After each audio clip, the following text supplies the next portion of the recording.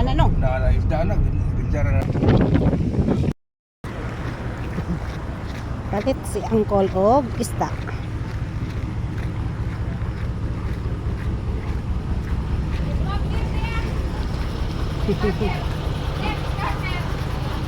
Kagwapa silang saging oh. Ay, lami itong luog ginamos. Binangkal.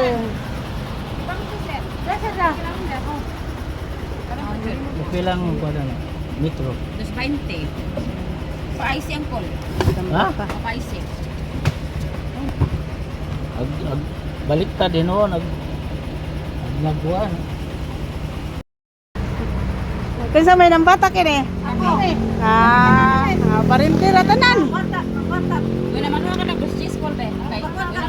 Kami tanan. 60 ro na rin. Sus, yun ako ang call. Wala ang call. Ha? 60 ro because palit ka mo suwan. Suroy mo tagay jana. Ha? Ikaw na 160. Ijana gipasa na. Nakapayo ko ka ni ba?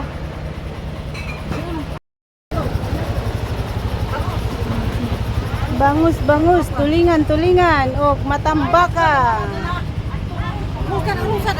Okay naman, pero putay ni saklananan eh. Laliman, di pagkag mo atras. Kamu pakarat-karat. Mo, hadlok oy, dako ra pa. Na.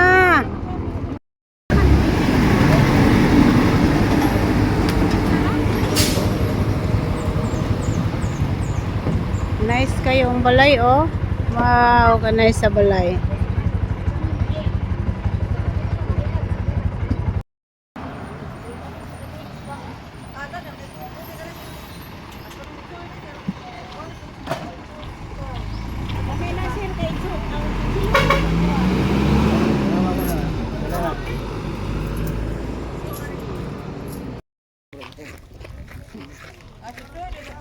Hala, labong kayo sakyanan. Palit si Angkol og isang kilong bangsi o isang bangus. Sukba daw. Wapa ni abot ila ante dila. Mo naman ibayin lang manong. Kani, mo naman ibayin nila. Okay na la. Mo na ibayin nila. Nasa mata mo si Vida. Nari na tamo atras ta.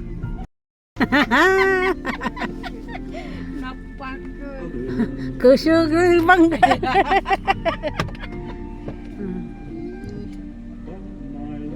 Pag-uwi pala sa bahay guys, ayan, gi-slice naman yung miyas yung kalahati sa bangsi dahil ikikilaw at nag-ihaw din kami guys yung isang bangus. 1 kilo daw to sobra tong isang piraso na to. At ito po ang ulam namin sa tanghalian guys, bali si Manong Miyas ang nag-ihaw at nagkilaw at ako naman is nagpaksiw ako yung kalahati sa bangsi, pinaksiw ko para naman hapunan namin.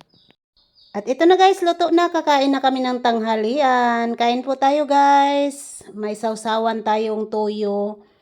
At tapos mayroon toyo na may sibuyas at luya. Tapos mayroon tayong saging, yung tira namin sa pagligo sa dagat.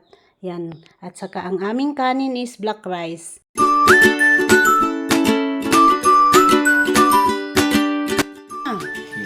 Intensyahan na ang kinilaw.